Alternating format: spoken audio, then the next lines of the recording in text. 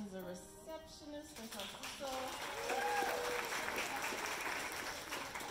Melina Baron-Deutsch is an engagement specialist. Did I get that right, Melina? Rachel Torres is billing and payments specialist.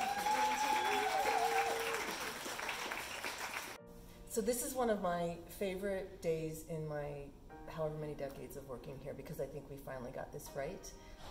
At Albuquerque Healthcare for the Homeless, we celebrate International Human Rights Day, which is on December 10th of every year. It marks the ratification in 1948 of the Universal Declaration of Human Rights. And I think it captures what's important to our organization. Particularly, we talk about Article 25, which is very much about the human right to exactly our mission and what we do in terms of the services that we provide at Albuquerque Healthcare for the Homeless.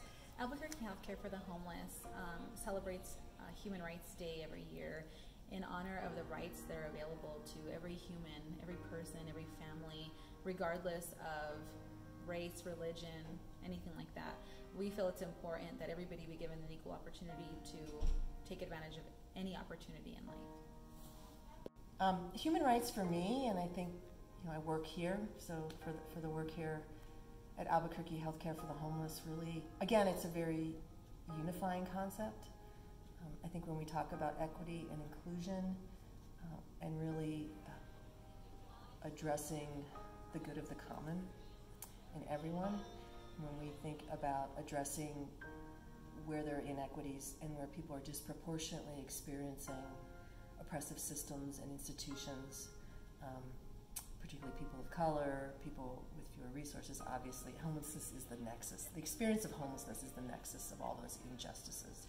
And so I think if we look at this as a human, civil, constitutional rights issue, that it provides the glue and the umbrella for us to know how to go forward. And I think it also, we can list our services, we can do very tangible things, but if we have a concept that inspires us, it's very idealistic, but very, very realistic as well, then I think people get energized by that.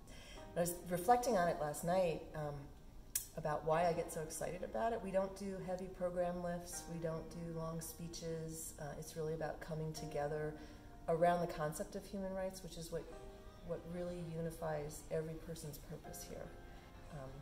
And I think I've been in a lot of organizations, this organization, for a long time. We did Thanksgiving, or we did a Christmas holiday dinner, or we did something related to Hanukkah. We tried to be inclusive with traditions and culture and celebration, and what we realized, it would never satisfy inclusiveness, because we were always, no matter how much we did, we would always exclude someone. And so when we committed to equity and inclusion and thought about how we celebrate together, which is really important in this work, that we needed to find a new tradition was something that was very unifying. And so human rights felt perfect, because we're really about ending homelessness and not just managing it or servicing it or ameliorating it.